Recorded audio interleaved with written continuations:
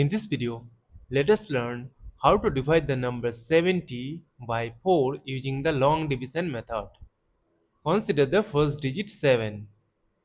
We know that 4 times 1 is 4.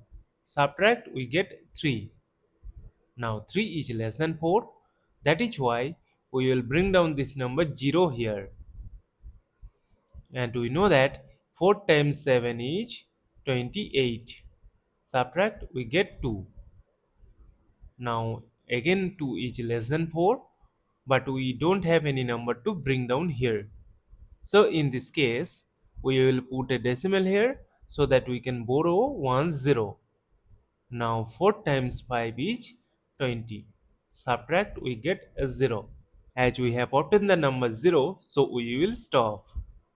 Therefore, 70 divided by 4 is equal to 17.5. And this is our final answer. Thank you for watching. Please like, share and comment on the video. Also do subscribe the channel.